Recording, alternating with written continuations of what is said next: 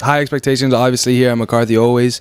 So I kind of knew what was expected from the coaches and also from my teammates. Yeah, I mean, it started from a little school, and now it's up to, I guess some people call it a dynasty. They expect us to be there every year.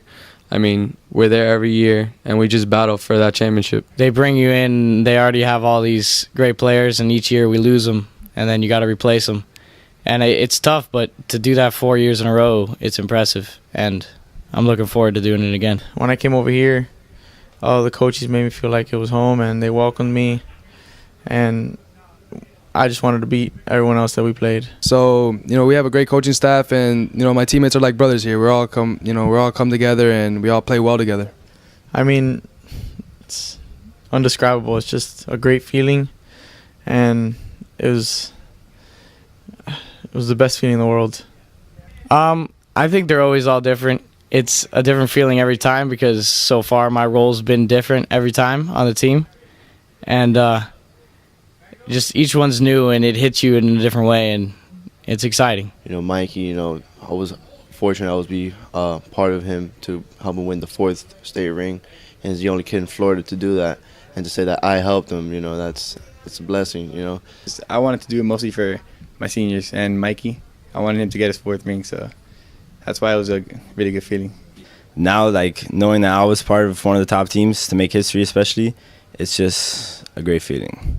This team, these coaches, they've done so much for me, and I'm just glad that I could reward them with just finishing my senior season with a win. There's nothing better than ending a season with a win, and there's not many teams that get to do that. Yeah, the coaches giving me the ball at semifinals. That was huge. A lot of confidence in me. I was kind of rolling. I had a great couple starts before that game, so I had my confidence up. The game plan was just going in there, throw strikes. We have great defense here, so if I was just able to pound the zone and get ground balls, fly balls, any outs, that's the name of the game. Aaron Soto was pitching. He was a lefty, and the lefty hitter was up, so I figured, he'll probably be late off this pitcher. So I was playing down the line, and next pitch, ball sitting in the gap, and at first, right when everyone was hit, I was like, that's a double, triple, 2 runners scoring. I thought about our season ending, and I was just flying to the ball as fast as I could, and I realized, as the ball was coming down, I have a chance to get it, and as it got closer and closer, I realized I have a greater chance of catching it, and last second, I just laid out, threw my glove out, and happened to catch it.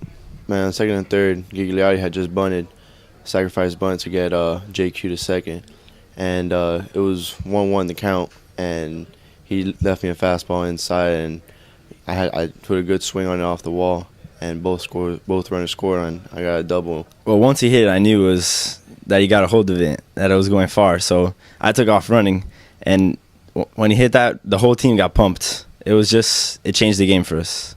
That's the actual green monster.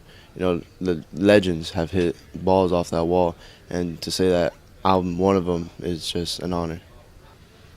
I mean, it was a great feeling. I was excited to take on that role, be part of history and everything. I mean, I just took it as another game, just a little more important.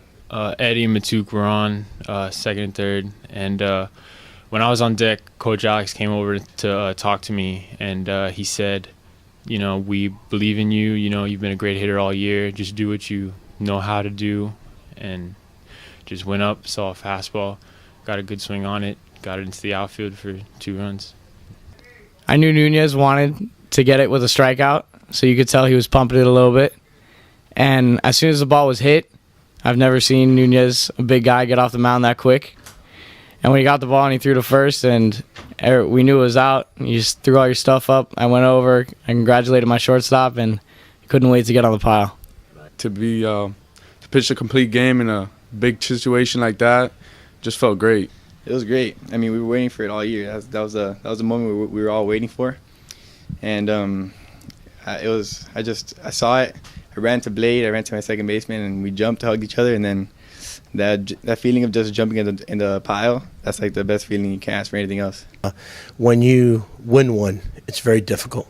I was one of the fortunate ones to win one in the big leagues. Guys play 20 years and never win one. And in the high school level, I believe it's even harder just because you lose one game in the playoff run and you're done. that won the first two, the bats were different. Now we more of a pitching defensive team, and we got to create some runs. What hasn't changed is great pitching always beats good hitting. We're fortunate we have a horse with Brian Gonzalez being our ace, and he gives 6 innings in a hot day too, because it was hot that day.